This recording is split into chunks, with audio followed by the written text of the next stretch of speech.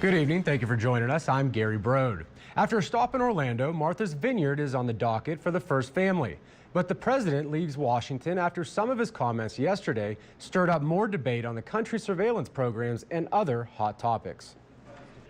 That is just a preview of the upcoming budget fight in September after members of Congress return from their break. Also on Friday, the president said, quote, "Get it done when it comes to an immigration reform bill that's been stalled in Congress." Good evening. Thank you for joining us. I'm Gary Brode. The California teenager missing for 6 days will soon see her family again. Hannah Anderson was rescued after law enforcement shot and killed her alleged abductor, James Lee DiMaggio. Marley Hall has reaction from the teenager's grandparents.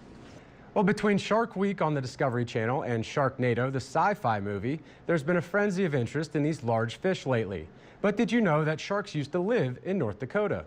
This fossil was found down near Hettinger. I'm particularly interested in the sharks that lived here.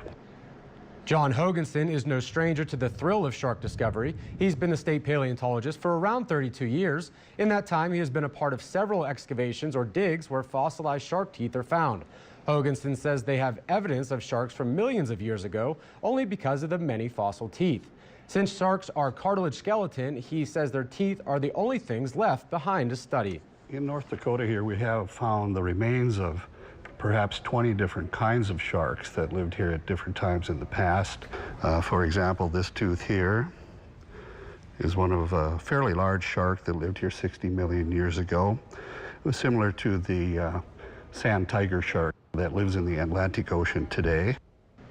He watched a Shark Week show last night about Megalodon, an extinct species that was double the size of most great whites. There is a Megalodon tooth on display here that is from Florida. All of the shark and dinosaur fossils will be on display at the new Geological Time Gallery at the Heritage Center early next year.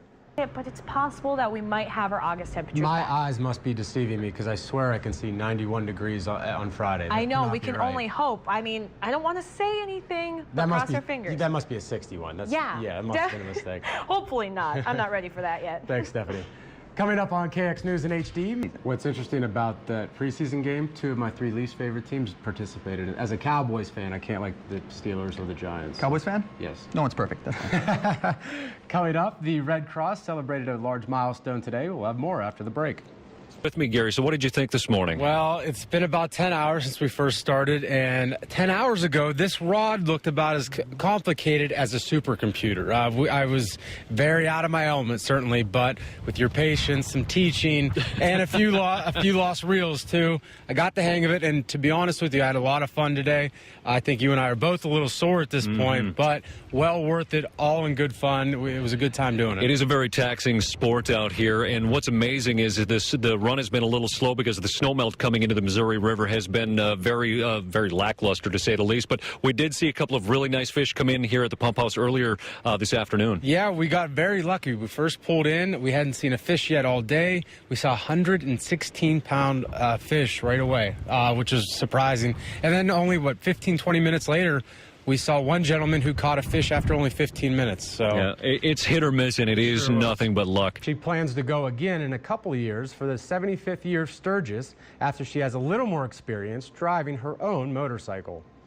500,000 motorcycle riders travel to Sturgis for Bike Week this week, and one Bismarck rider has a message for those who are spending hours on their hogs to get back home. Wear a helmet and gear. Danelle Presky has the story. So before the kids head back to school, parents need to purchase pencils, notebooks, and backpacks. But eye care professionals recommend stopping by to get eye exams for their kids. Carla Burbage has the story in this week's Eye on Health.